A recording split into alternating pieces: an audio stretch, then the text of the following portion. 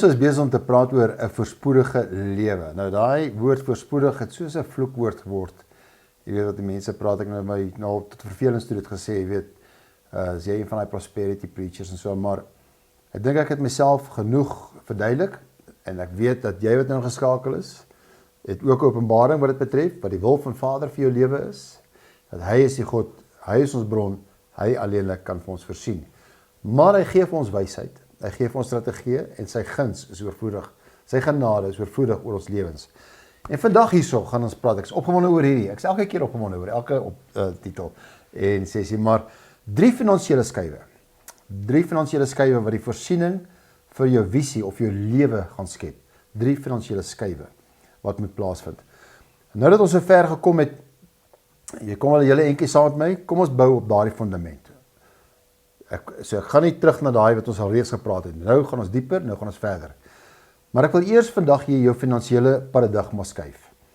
Met ander woorde, hoe jy dit sien. En hierdie tweede afdeling, en ek praat hiervan as 'n tweede afdeling van hierdie hele reeks, as eerste reeks van lewe en God se voorsiening, en hierso die 3 skuwe. In hierdie tweede afdeling gaan ons kyk na 3 finansiële skuwe wat die voorsiening vir jou visie of lewe skep. Net so gou weer in kort, my definisie van finansiële vryheid is om ons in die gang te kry hier vandag, wil ek hierdie vers aanhaal wat Paulus in Galasiërs 5 vers 1 skryf. Hy sê, staan dan vas in julle vryheid. En dis wat ek weer vir jou wil sê. Staan vas in jou vryheid, waarmee Christus ons vrygekoop het en laat julle nie weer onder die juk van diensbaarheid bring van die ou wet nie. So hier is 'n vraag. Hoe vry is jy as jy nie finansiëel vry is nie? Is jy werklik vry? Laat ek jou weer eens my definisie van finansiële vryheid gee. Finansiële vryheid is wanneer die inkomste uit jou beleggings groter is as jou lewenskoste. Ek is dieselfde definisie, net 'n bietjie dieper op grond van wat ons hier vandag gaan praat. Finansiële vryheid is wanneer die inkomste uit jou beleggings groter is as jou lewensonkoste. Dit beteken jy hoef nie geld se toestemming te vra om God te gehoorsaam of te doen wat in jou hart is of wat jy begeer om te doen nie. Nou hier is 'n ander manier om daarna te kyk. En dit gaan daaroor om jou lewensmissie met passiewe inkomste te kan finansier. Wow. Jou lewensmissie met passiewe inkomste kan finansier. Hosea 4 vers 6 praat van my volk gaan ten gronde weens 'n gebrek aan kennis. So ons werklike doel vir welvaart is die volgende. Dit gaan daaroor om mense met die evangelie te beïnvloed. Dit gaan daaroor om 'n nalatenskap vir jou toekomstige geslagte na te laat. Blessing for your children's children. Deur 'n koninkryksbouer te wees. Ons alles oor hierdie gepraat. Dit gaan oor vryheid. En dit gaan daaroor om voorsiening te hê vir jou visie en jou missie. So ek wil hê vandag dat jy moet dink oor hoe wreed en onregverdig God sou wees om vir jou geskenke en drome, talente en visioene te gee vir jou lewe en dan die voorsiening terug te trek en te kyk hoe jy dit vermors. Hy sou dan eintlik op grond van die woord van God 'n leenaar wees omdat sy naam voorsiener is. God trek nie terug nie, God neem nie weg nie. God vat nie hierdie weg van jou af nie. Genoeg gesê daaroor. 3 finansiële skuwe. Nommer 1, jy moet met God saamwerk, wat daardie tydlose Bybelse waarhede is. Dit is jy moet saam met God werk, met sy woord met ander woorde. Daardie tydlose Bybelse waarhede. Tweedens, jy gaan jou kontantvloei moet verhoog. Dis om beheer oor jou persoonlike finansies te neem. Derdens, jy gaan moet leer hoe om te belê en te vermenigvuldig. Goed. So dit is daardie beproefde finansiële beginsels. En ek sien baie finansiële gurus en seminare en kursusse en boeke wat gewoonlik net een aspek daarvan aanspreek. En hulle vergeet die ander dele. Byvoorbeeld dat jy moet nie God in jou finansies vergeet nie. Jy moet hom in alles moet God deel wees van jou finansies. So ek sien hierdie 3 geldskuwe as die 3 bene van 'n 3-poot met ander woorde. Die 3 bene van 'n 3-poot is vennootskap met God, verhoog jou kontantvloei en belê in vermenigvuldiging. Dit eenvoudig gestel vir jou. Vennootskap met God, vennootskap praat ek nie van, jy weet jy en God is in partnership nie. Hy is jou God, hy beheer 'n aandeel, sy sê is ja en amen. En dan verhoog jou kontantvloei en belê en vermenigvuldig hom. So is jy gereed hiervoor vandag. Jou welvaart is net so sterk soos jou swakste been, met ander woorde. Jy moet al drie, anders gaan jy van balans af wees. Anders gaan jy heeltyd wankerig wees. Ek wil al drie altyd sterk in my lewe hê. So as jy die een van hierdie skuwe uitlaat, is dit soos om op een of ander twee poot te probeer staan. Dis soos om 'n huis met 'n hamer te probeer bou, net die hamer, niks ander instrumente nie. Nommer 1, kom ons kyk daarna, jy moet met God saamwerk. Laat ek net hierdie stelling maak oor geldskyf nommer 1. Vennootskap met God, vennootskap met God. Rykdom gee jou opsies. Gee jou baie opsies, maar dit gee jou nie betekenis nie. Dit gee jou nie vrede, verhoudings en familie nie. Ware rykdom is gelykstaande aan tyd, vryheid, gesondheid en liefde. Jy kan nie 'n wolkekrabber bou op 'n enkele motorhuisfondasie nie, kar met garage fondasie nie. Dit gaan nie werk vir jou nie. Die diepte en die breedte van die fundament bepaal die hoogte van die gebou. Ons verstaan nie die beginsel. En ek wil hê jy met 'n hoë wolkekrabber met jou finansiële stand, jou status begin bou in jou lewe. So as koninkryksbouers het jy invloed.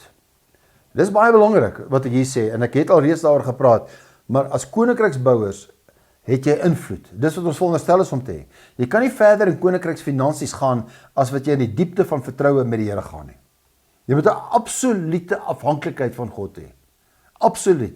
Of jy 10 miljoen of 10 biljoen rand in die rekening het, jy moet altyd 'n absolute afhanklikheid van God hê. En ek gaan nie nog tyd aan geldskyf nommer 1 spandeer nie, want ons het regtig baie daaroor gepraat in 'n voorspoedige lewe. Maar kom ons kyk dus na geldskyf nommer 2. En geldskyf nommer 1 is om saam met God te werk. Dis die fondasie. Jy gaan dit nooit ontgroei nie. Never, ever.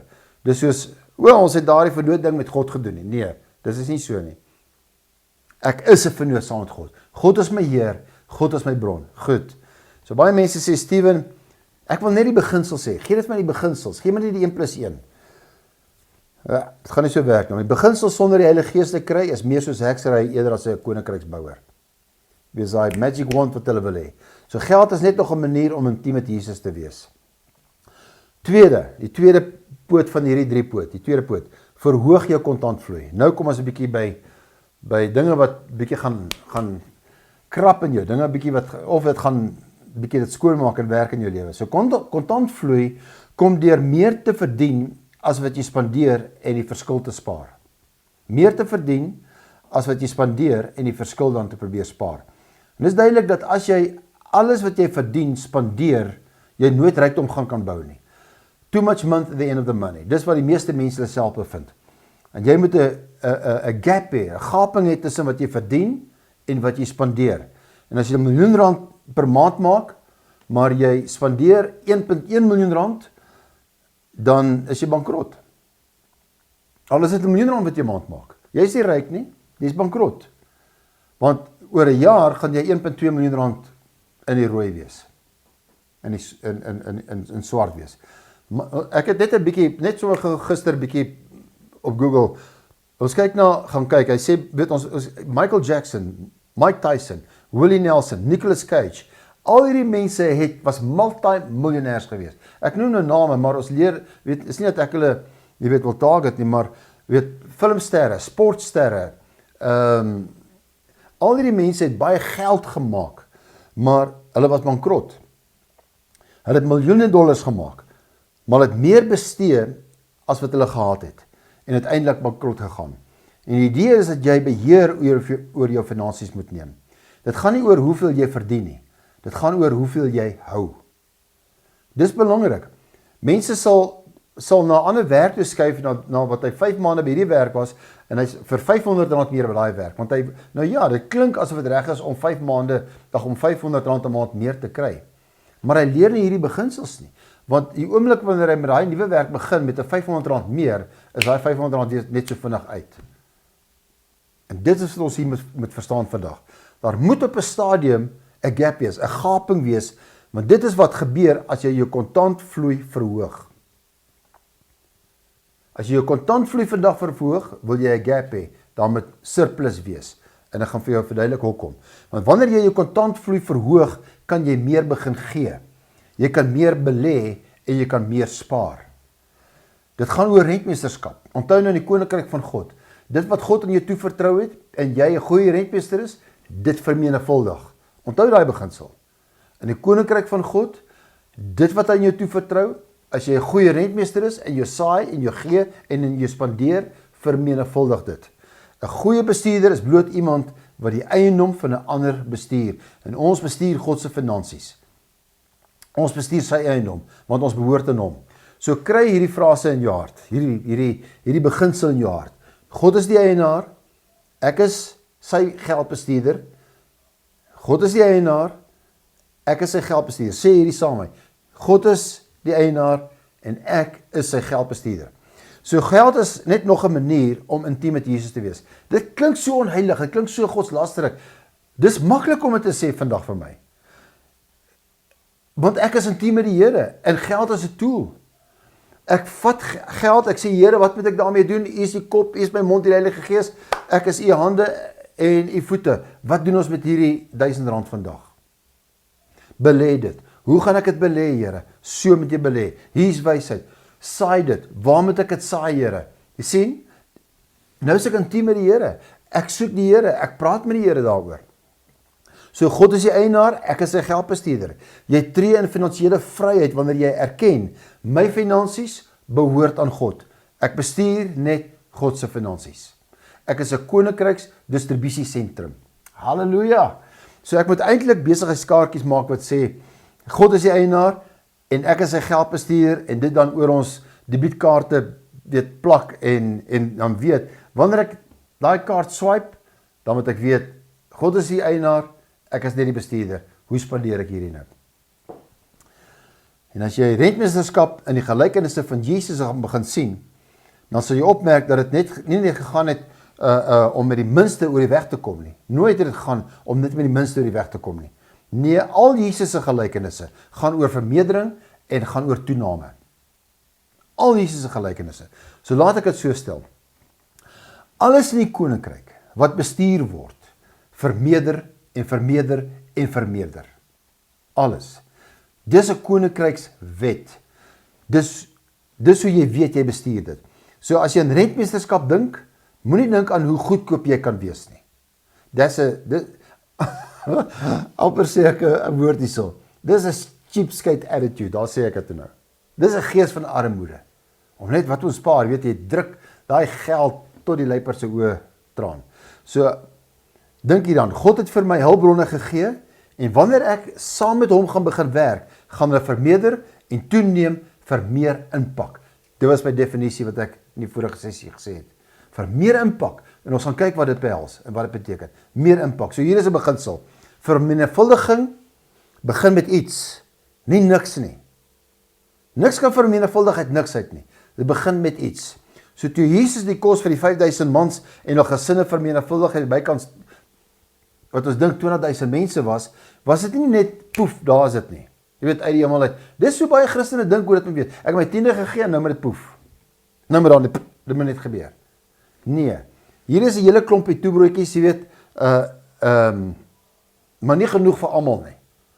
Ja, daar was toebroodjies gewees, 2 brode, 5 visse, maar die krag van menigvuldiging wat in Jesus hande was, het 'n wonderwerk veroorsaak.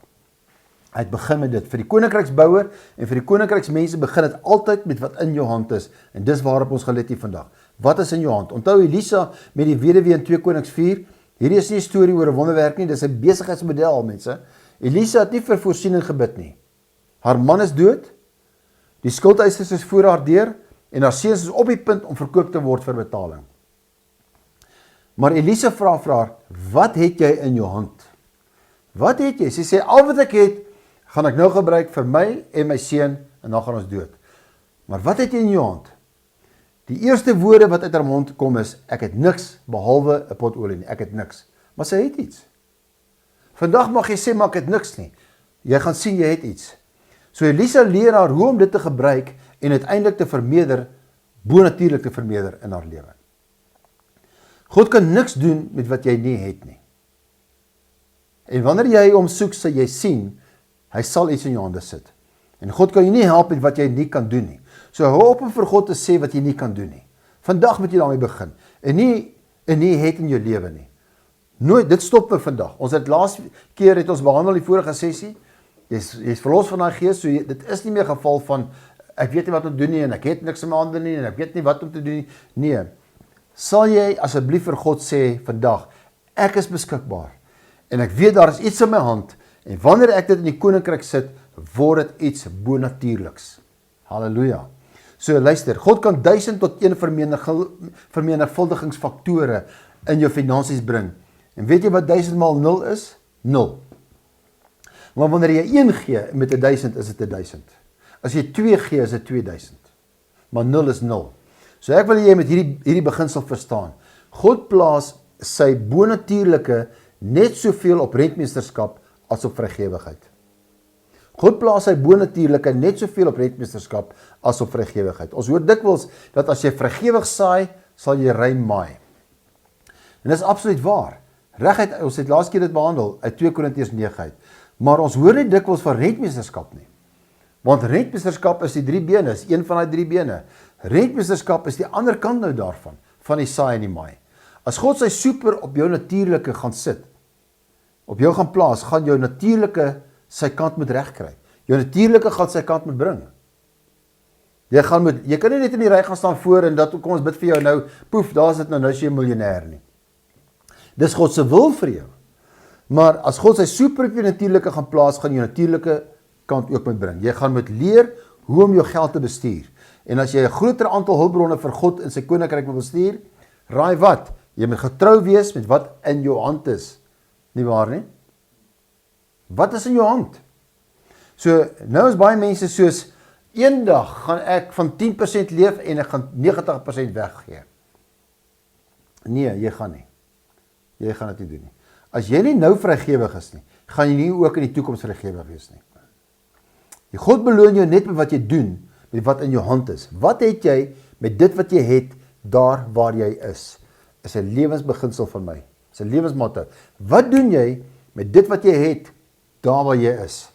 Nie gebaseer op 'n toekomstige fantasie scenario nie, maar nou. Wat doen jy nou vandag wat jy het? Jy gaan moet dink. Net soos wat jy by 'n stukkie papier geskryf het en vir die Heilige Gees gevra het waaroor jy bekommerd is, gaan jy op 'n stukkie papier skryf en sê, wat is dit wat ek nou in my hand het? Al is dit ook hoe gering. Jy sal sien as die Here dit vermenigvuldig. Derdens, belê om te vermenigvuldig. Dis die derde been. Belê om te vermenigvuldig. Matteus 25 vers 14-30. Vir tyd onthaalwe gaan ek nie al hierdie kan lees nie, maar hy praat van die ryk man wat weggegaan het en vir 3 van sy werkers geroep het en vir hulle geld gegee het, 1, 5, 1, 3, 1, en hy het vir hulle gesê, kyk hierna, en julle moet na my goeders kyk, en hy sê, en hy deel sy goed toe onder hulle uit. En die Bybel praat van, Jesus praat self hierdie gelykenis, toe hy terugkom, roep hy hierdie werkers terug, en hy wou weet wat elkeen met sy geld gedoen het, en die een wat die 5 bondels gekry het, sit trots sy 10 bondels op die tafel neer, wat hy vermeerder het, meneer, hier is die 5 bondels wat hy my gegee het, en kyk, hier is nog 5, hy het het verdubbel. En kyk, dis wat ek daarmee gedoen het, en die rykman prys hom toe, en hy sê, uitstekend, ek lees hy uit die boodskapvertaling uit, uitstekend, goeie werk, mooi so. En toe is die man met 2 bondels gekry het, en hy het presies dieselfde ding gedoen, en die rykman het presies dieselfde ook vir hom gesê, uitstekend, mooi werk, goed gedaan. Maar die rykman, daarna was dit die man met die 1 bondel se beurt, en hy sê, meneer, begin hy, luister nou hierso, ek ken u goed, ek weet u is baie streng en hou nie van foute nie, maar u verwag baie van ons en wil altyd net ons beste hê. Ek was so bang dat u gaan dat ek u gaan teleurstel of dalk 'n fout maak. Toe begrawe ek maar u bondel geld veilig in 'n gat, en daar kon dit niks oorkom nie. Kyk, hier is dit veilig terug. Ek het in die kluis gaan toesluit, en hier is dit weer terug vir u. Die rykman antwoord hom, jy is nou regtig 'n hopelose werker. Dis die boodskapvertaling, ek vind dit. Jy is nou regtig 'n hopelose werker. Niks werd. Kon jy nie my geld in die bank gesit het nie, dan kon ek ten minste rente op die geld gekry het. Vat hierdie bondel geld hier weg, gee dit nou vir die werker wat met die 10 bondels het, geboeker het, hy weet wat om daarmee te doen, en vir die een wat 3 gehad het, hy wat bereid is om te werk met wat hy het, sal nog meer kry. Wie egter agter allerhande verskonings wegkruip en nie skouer aan die wiel wil sit met wat hulle het nie, sal uiteindelik ook die bietjie verloor wat hulle het. Gooi hierdie betreurenswaardige werker hier uit. Hy hoort nie tussen ons nie. Hy hoort in die hel waar mense op hulle tande kners van pyn en huil van smart. Ek lees net die Bybel. Sien wat die Bybel gesê het. Ek lees weer vir jou vers 29. Hy wat bereid is om te werk met wat hy het, sal nog meer kry. Wie egter agter allerlei verskonings wegkruip en nie skouer in die wiel wil sit met wat hulle het nie, sal uiteindelik ook die bietjie verloor wat hulle het. Goed. Is jy gereed hiervoor? Luister nou. Om reg te belê is nie 'n quick rich scheme nie. Is nie 'n vinnig rykdom skema nie. Maar om nie te belê nie, is 'n stadig arm word skema. Definitief. Jy gaan moet belê. Sommige sal sê, Steven, ek hoef nie 'n belegger te wees nie. Ek sê, jy moet 'n belegger wees. Jy gaan moet leer om belegger te wees. En dit is makliker as wat jy dink. Ek gaan jou binnekort wys hoe om dit te doen. Hier is die waarheid. Daar's net 'n klein persentasie mense wat op pad na rykdom kan verdien en spaar. Net 'n klein persentasie mense. 'n Baie klein persentasie verdien en spaar. Sekere sportsterre wat $10 miljoen per jaar verdien, kan op pad na rykdom verdien en spaar. Of filmsterre, of wie hulle ook al is. As jy 'n CEO van 'n Fortune 500 maatskappy of 'n Hollywood akteur is, kan jy op pad na rykdom verdien en spaar. Maar vir die meeste mense kan ons nie net geld verdien deur werk nie. Ons gaan moet belê vir ons geld. So wanneer jy werk, word jy betaal. Eenvoudige wet. Maar wanneer jy belê, werk jy geld vir jou en werk dit sonder jou. En dis waarna ons hier moet kyk hier vandag met hierdie les. So Warren Buffett, een van die grootste beleggers van ons tyd, sê die volgende, hy sê, as jy nie 'n manier vind om geld te maak terwyl jy slaap nie, sal jy met werk tot jy sterf. Dis wat belegging beteken, mense. Dat jou geld vir jou werk terwyl jy slaap. Wie wil dit hê? Kom ek lê vir jou hande op, dat dit kan werk. Dit werk nie so nie. Nee, ons het klaar gebid, ons het klaar met die Here tyd spandeer, ons het klaar wysheid van hom gekry, nou moet ons hierdie wysheid aktiveer. Nou vra die Here vandag hier vir jou, wat is in jou hand, dat ek dit kan vermenigvuldig? Want hy gaan sy guns op dit sit, hy gaan sy seën op dit sit, hy gaan sy wysheid op dit sit, hy gaan sy bonatuurlike op dit sit, en hy gaan sekere dinge vir jou sê, soos wat hy vir Elisa gesê het vir daai weduwee, wat dom geklink het, maar as jy na realiteit gaan kyk, gaan jy dit mis. Dit mag dalk absurd klink, dit mag dalk dom klink, maar die Here sê, doen dit wat ek vir jou sê, dit wat jy nou in jou hande het, gaan doen dit so. So onthou dit. So hier is die interessante ding. Die enigste mense in die Bybel wat goed gedaan, goeie getroue dienaar, uitstekende dienaar gehoor het, voordat hulle gesterf het, was beleggers.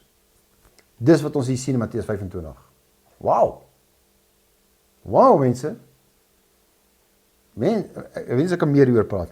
Wat het gebeur met die persoon wat bang was en nie belê het nie?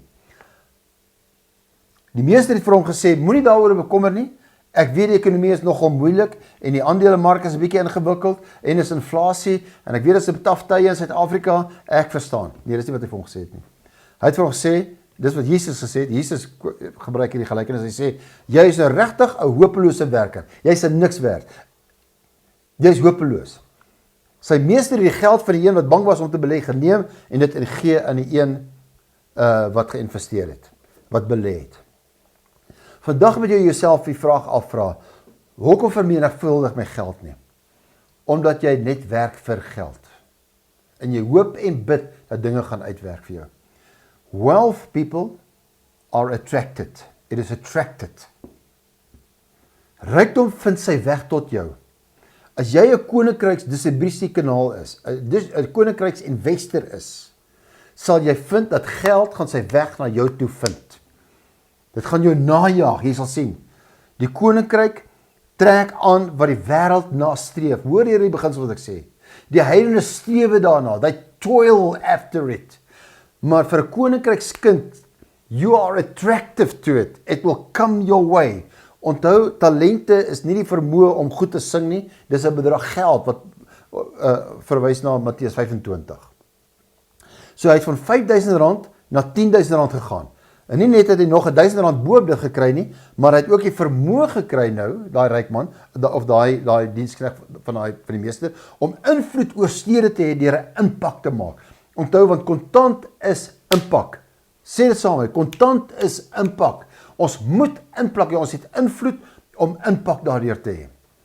Ek kan nie vir julle vandag begin te vertel hoe groot my droom is om 'n impak te maak in ons stede. Ek het 'n strategie van die Here af en ek's besig om dit met jou te deel.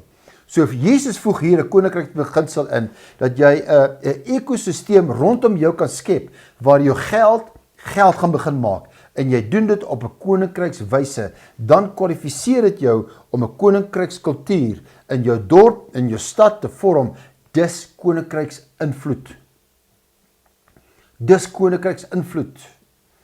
Die Here het my gelei, vir my en my vrou, en ons is so opgewonde daaroor om 'n bediening te begin met wat ons gaan noem 'n Joseph Company of People.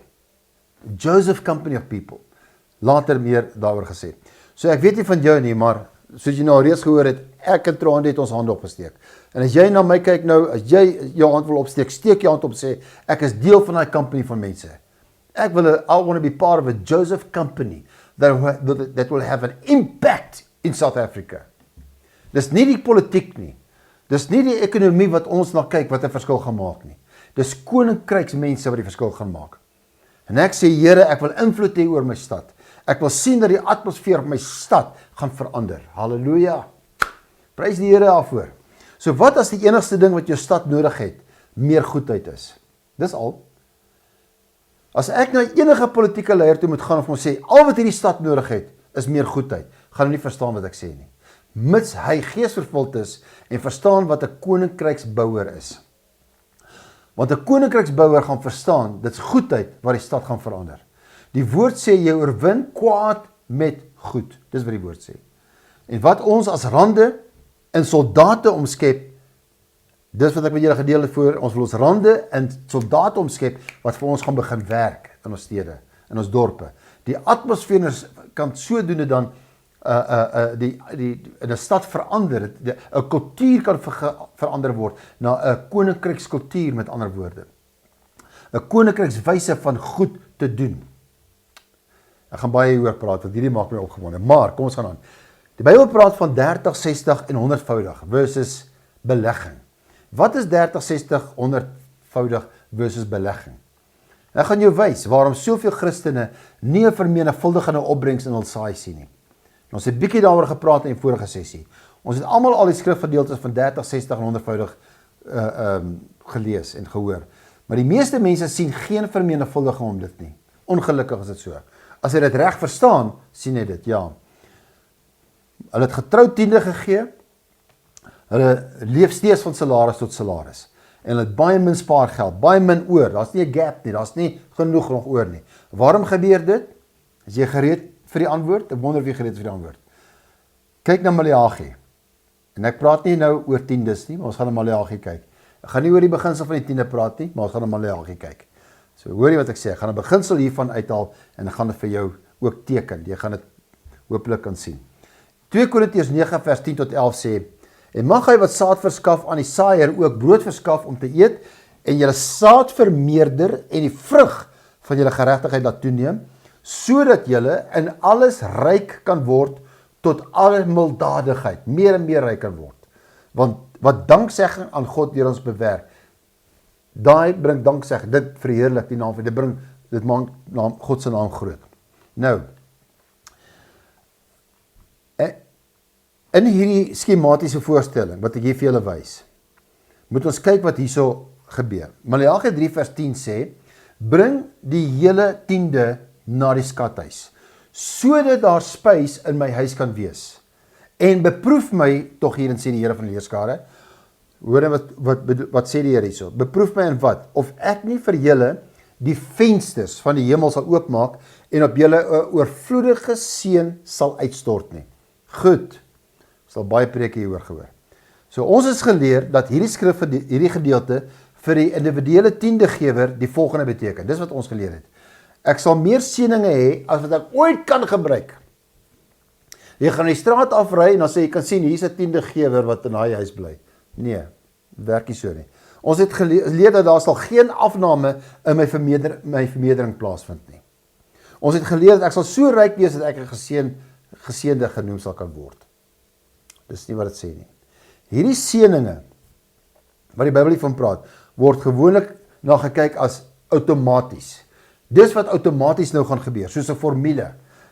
Daai formule wat net daai quick fix, daai ding vir die getroue tiendegewer.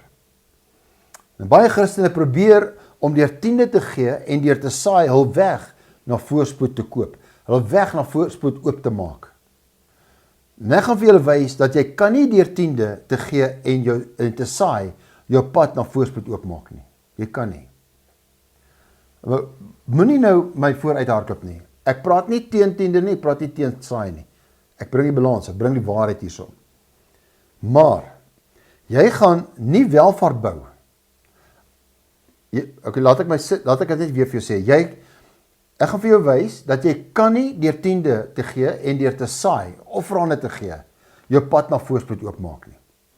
Maar, groot maar, jy kan nie welvaart bou met God sonder vrygewigheid nie, sonder om te saai nie, sonder God as jou vernoot in jou lewe nie. As jy dit wil doen sonder om te gee,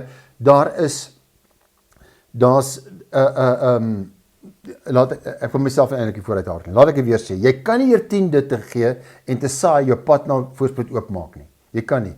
Maar jy gaan nie welvaart bou met God sonder vrygewigheid nie. Sonder maai en saai nie. Saai en maai nie. Sonder om te gee nie. So kom ons kyk na die volgende deel waaraan ek dit skets en dit verteenwoordig hier in vers 11. Hy sê nou ook, ek sal ook die springkaan vir julle afweer in Maleagi, sodat hy die opbrengs van julle grond nie sal verwoes nie. Ook die wynstok op die land sal vir julle nie onvrugbaar wees nie, sê die Here van die leerskare. So hierso, vensters van die hemel is 'n metafoor vir reën. Dis die vensters van die hemel.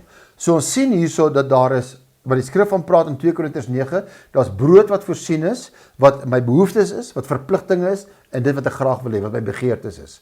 Maar daar's ook saad wat vir my daardeur gegee word, en in daai saad is daar 'n gee, daar's 'n voorsiening van reën, en daar's ook 'n belegging.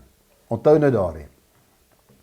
So kom ons kyk, die letterlike seën wat die Here uit die vensters van die hemel wil uitstort, is reën. Dis die letterlike reën. Hierdie was primêr, toe hierdie skrif in Maleagi geskryf is, gegee is, was dit 'n primêr 'n landbougemeenskap gewees. Die woeker van hulle tyd, die werk was landbou gewees, en reën was 'n absolute noodsaaklikheid vir hulle voorspoed gewees. Tot vandag toe nog is dit so ook met die boere. So indien hulle sou bely en hulle tiende en hulle offergawes met 'n gewillige hart na die skathuis gebring het, die Ou Testament, en die Here reën uit die hemel laat reën het, sou dit geen verskil gemaak het as hulle nie saad of werk in die grond gehad het nie. God het laat reën, maar as hy nie sy land gewerk het nie, mense, dit wat hy in sy hand gehad het, dat God dit kan vermenigvuldig, is dit niks in sy hand gehad het nie, was dit net modder gewees. Want God het hierdie reën gebring. En baie Christene vandag in hulle lande, het hulle net modder. Maar ek het nou my tiende gegee, maar ek het nou gesaai. Maar hulle het nie saam met God gewerk in die vermenigvuldigingsproses nie. Want in die vermenigvuldigingsproses, waar God dit op laat reën, is dit nie net 'n modder in jou lewe nie. Daar is nie net niks in jou lewe, want 1000 maal 0 is 'n 0. Maar 1000 maal 1 is 1000. So die tiendes en die offergawes was nie genoeg om voorspoed te bring nie. Dit het alleenlik veroorsaak dat die kondisies wat benodig word vir voorspoed, wat reën was in daai tyd, nie na hulle toe gekom het nie. So dit nog steeds nodig gehad om saad, belegging in die grond te hê vir oes, en sodoende voorspoed, anders sou hulle lande net vol modder gewees het. So hier is wat 2 Korintiërs 9 vers 10 tot 11 sê. So ons is tussen Maleagi 10 en ons is ook tussen 2 Korintiërs hoofstuk 9 en 10. Hierdie vrygewige God, wat saad, ek parafraseer dit, hierdie vrygewige God, wat saad oorvloedig voorsien, wat ook in elke behoefte van julle sal voorsien, sal ook die saad wat jy saai laat vermenigvuldig, sodat die oes van jou vrygewigheid sal laat groei. Amen. So vers 11 sê, sodat julle in alles ryk kan word, tot alle milddadigheid, want danksegging aan God bewerk. Want as dit nie danksegging God bewerk nie, moet daai persoon eerder verwyder word en in die hel gewerp word. Dit is wat hy vir ons sê in Matteus 25. Onthou dit? Sodat jy in alles ryk kan word tot alle milddadigheid. Dis wat die belegging gaan doen. So dit sê dat elke rand wat in jou lewe inkom, is of brood of is saad. Elke rand wat in jou lewe gaan inkom, is of brood om te eet vir wat jy nodig het, of die saad. Jou verpligtinge, met ander woorde. So deel van jou rentmeesterskap is dan om uit te werk hoeveel vir brood is en hoeveel vir saad is. Ek het in die vorige sessie met jou gedeel dat Elisa het 'n woord van God ontvang. Wanneer jy 'n rand kry, moet jy 'n woord van God ontvang. Wysheid van die Here hê, wat is vir brood en wat is vir saad? Wat is vir belegging, met ander woorde? Want daar's twee gedeeltes daarin. Saad gee vermenigvuldiging of vrygewig te wees en vir belegging. So hier is wat brood is. Brood is vir jou behoeftes, jou verpligtinge en sommige van jou begeertes. Maar jou behoeftes, dit is jou kos, skuiling, jou klere. Maar Jesus sê, moet jy nie bekommer oor al die dinge, want ek sal vir jou sorg. Soek eers die koninkryk van God. En dis waarmee jy besig is. Jou verpligtinge, enige iets waarop jy jou naam teken, dis jou verpligtinge. Motorbetaling, huur, verbandbetaling, kredietkaartbetaling, dis jou verpligtinge en jou wense, of skoolgeld vir jou kinders, of wat dit ook al mag wees. Maar God is die God van meer as genoeg. Sê dit saam, God is die God, ek gaan 'n bietjie vinnig hierso, want ek wil hierna bybly. So, hy probeer nie jou kry om van hand tot die mond te leef, en te krapeer om sodoende jou te toets, of jy hom nog steeds sal eer nie. Dis nie wat hy doen. Hy wil hê, al jou begeertes moet onmiddellik in bevredig word. Dis God se wil vir jou lewe. So die woord sê, dat jou vrygewigheid maak die vensters van die hemel oop. Onthou, dis 'n metafoor vir reën. Jou vrymoedigheid, of jou vrygewigheid eerder, nie jou vrymoedigheid, jou vrygewigheid maak die vensters van die hemel vir jou oop. Jou vrygewigheid maak die vensters van die hemel oop. Maar as niks belê is nie, as daar niks op die aarde geplant is nie, niks in jou besigheid belê is nie, kan dit nie 'n toename vermenigvuldig nie. Wat is in jou hand? Jou saad behels dus beide vrygewigheid, wat die vensters van die hemel oopmaak, en dit behels belegging. Het julle dit? Party van julle het met die regte hart gegee, en die reënwolke van die hemel broei oor julle finansies, en wag dat julle iets in die grond moet steek. Jy moet jou hand in die ploeg slaan, wag dat julle besigheid moet begin, wag dat julle moet belê, wag dat julle iets daarmee moet doen. So die reënwolke van die hemel broei, maar kom ons gaan vir 'n oomblik terug. Wat met baie Christene gebeur hier vandag is dat, soos ek gesê het, hulle gee, maar hulle belê nie. Daar's nie beleggings nie. Daar's ook baie ander Christene, hulle sal nooit 'n betaling aan 'n skuldpaaiement mis nie. Nooit nie. Hulle soek die volgende kar, en sou nie eers daaraan dink om vir God iets te gee nie. Dis die twee kante. So hier is die storie. As jy net belê, maar nie gee nie, is jy in resessie. As jy net gee, nie belê nie, is jy in resessie. Jy is in jou eie menslike krag, jou eie vermoë. Dis waar jy jouself bevind dan. So watter een sou jy liewer hê? Hier is die goeie nuus. Jy hoef nie te kies nie, vandag nie. Jy kry die bonatuurlike en die natuurlike. Dis God se super op jou natuurlike. Dis waarvan ons hier praat, die koninkryksbelegger. So hier is wat ek probeer sê, jy kan nie jou pad na rykdom verdien en spaar nie. Jy kan nie jou weg na voorspoed gee nie, deur vrygewig te wees nie. Jy moet deur belegging vermeerder. Dis die gap, dis wat jy het, wat oor is. So dis die koninkryk gaan beide vrymoedigheid, saai en belegging behels. Dit gaan. En ek weet reeds wat sommige van julle nou dink vandag. Maar Steven, belegging lyk ingewikkeld. Ek het regtig ook so gedink.